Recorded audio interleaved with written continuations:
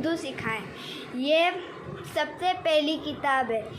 इसका नाम नफीस उर्दू है। आइए आज हम आपको उर्दू सिखाएं। आइए बच्चा, आज हम आपको हुरूफ के नाम और छोटी शक्लें सिखाएं। सबसे पहले हम आपको हुरूफ के नाम सिखाते हैं।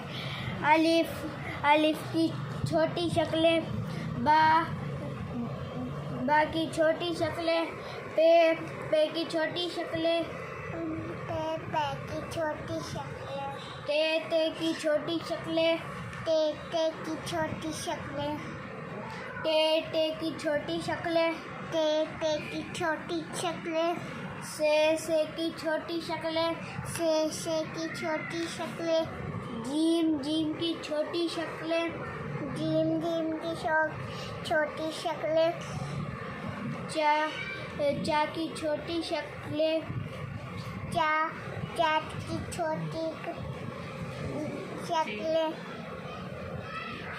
है की छोटी शक्लें, है की छोटी शक्लें, खे की छोटी शक्लें। खे की छोटी शक्लें। आज का सबक यही है।